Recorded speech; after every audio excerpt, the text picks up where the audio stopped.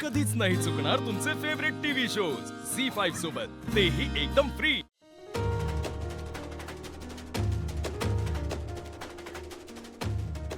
काय करू मी? अक्षराला सांगू का माझ्या मनात काय चाललंय ते? नाही, तिला कळलं तर ती अडवेल, समजवेल मला। तिच्या सुखासाठी ती माझा बळी जाऊ देणार नाही। पण आता माझा विचार करायची ही वेळ नाही। माझं सगळं झालं आता।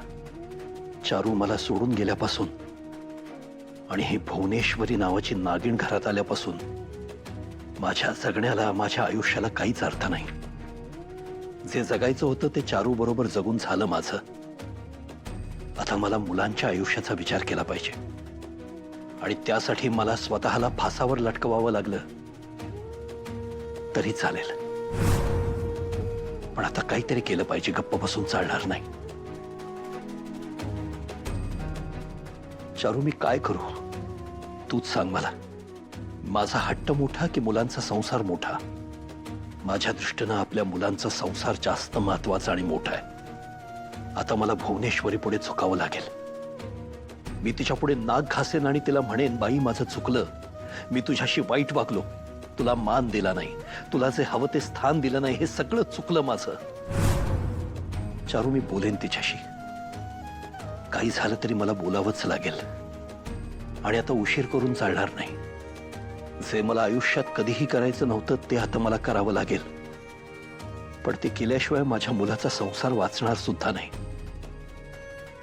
चारू, मनापासून फक्त एकच सांगतो, माझ्या हृदयात फक्त तू आहेस। माझं फक्त आणि फक्त तुझ्यावर प्रेम आहे आणि राहील। मला शक्ती दे चारू। जे ठरवलंय ते मी करू शकेन, यासाठी शक्ती दे मला। हे सगळं फक्त आपल्या मुलाच्या संसारासाठी।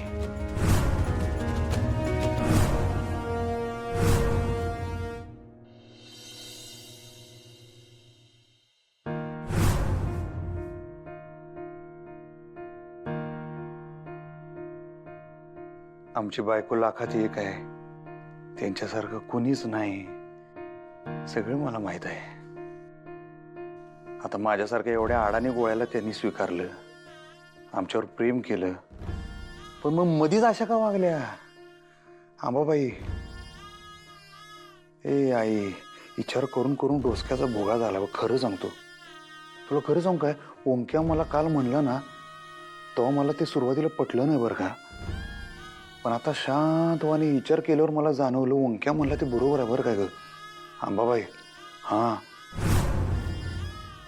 हे बघ, साथ द्यायची म्हणजे फक्त संघ राहायचं नसतंय, आहे का नाही? एकमेकाच्या बाजूने उभं राहायचं असतंय। प्रतिकूल परिस्थितीत बी एकमेकाची साथ सोडायची नसते, एकमेकाचा हात सोडायचा नसतोय। सगळं कळतं की हो, पण वळत नाही माणसाला। हा, इथं गोड पेंड खाते आंबाबाई। मास्तरीन कवा येणार ग घरला परत? काहीतरी कर की।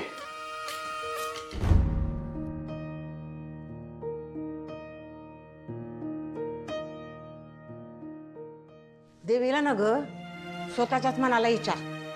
काय? अरे समजा देवावर सोडून कसं चालन? आपल्याला काहीतरी हातपाय हलवाय पाहिजेत का नाही? काय कमी प्रयत्न केले का आता? काय केलंस तू? तर त्यासनी चांगलं आनंदी ठेवायचं म्हणून किती प्रयत्न केले, पण तरी घर सोडून गेल्या।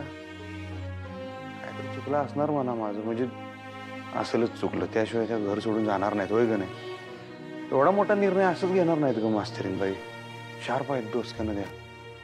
काही तर खटकलं असणार त्यासनी, त्यांची खिट्टी सरकली असणार म्हणताना त्यांनी निर्णय घेतला। त्यांना असं वाटलं असणार की मी कुठेतरी त्यांची साथ द्यायला कमी पडतोय। हा, काहीतरी चुकलंय, पट्टे नव। मग झालं तर मग आता जा तिच्याकडं, गुडघ्यावर बस आणि सांग तिला, तुम्ही घरला चला, तुमच्याशिवाय घराला घर पण नाही बघा। येत नाही जा म्हणले तर काय करावं? त्यांचे एवढे लाडके सासरे बुवा 4 वाजता सूर्यवंशी, ते स्वतः गेले होते, काय झालं? धनाजी, काय काय? अगं आत्ती चहा तयार हाय का नाही? अगं थाईला येळेत चहा लागतोय, माहित आहे ना व? अगं मी सांगितले धनाजीला। थांब धनाजी। धनाजी, धनाजी का नाही लई काम चुकारपणा करायलाय। ताईला सांगून का नाही त्याची एकदा खरडपट्टी काढावीच लागेल। धनाजी अंबाबाई तूच काय तर मार्ग दाखव, आमचं काय डोकं चालं ना आता.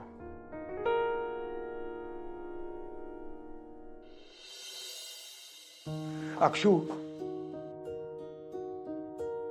मला तुझ्याशी थोडं बोलायचंय. बोला ना. तू का पुन्हा पुन्हा त्या दुष्ट चक्रात अडकतेस? दुष्ट बाबा, अहो दुष्टचक्र काय आहे? अधिपती अन्याय सहन करत नाहीत आणि स्वतः कुणावर अन्याय करत नाहीत.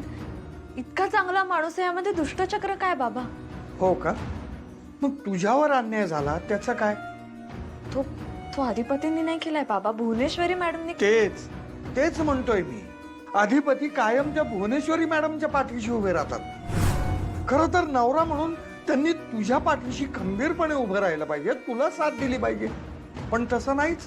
त्यामुळे मला असं वाटतं की त्यांना त्यांची मतच नाहीये. कायम त्या भुवनेश्वरी मॅडमच्या ओंजळीने पाणी पित असतात. असं नाहीये बाबा.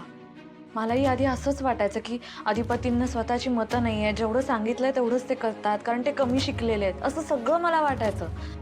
पण बाबा बघा ना, त्यांनी दाखवून दिलंय आज. भुवनेश्वरी मॅडमनी अडवलेले पगार त्यांनी रिलीज केले बाबा. ही काही सोपी गोष्ट नाहीये. त्यासाठी त्यांना स्टँड घ्यावाच लागला असणार आहे आणि तो त्यांनी घेतला आणि त्यावर ते अडून राहिले.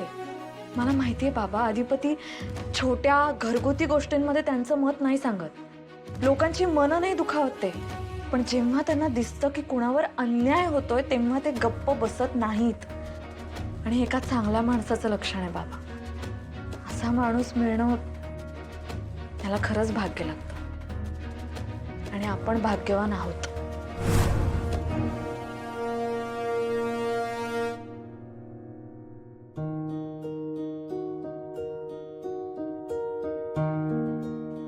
अधिपती तुम्ही इथं कशाला येत हो तुम्ही? बोलायचं आहे अधिपती मला. मला नाही बोलायचंय. अधिपती पळ काढून चालणार नाहीये, मार्ग काढावा लागेल आपल्याला. कसला मार्ग काढताय आता?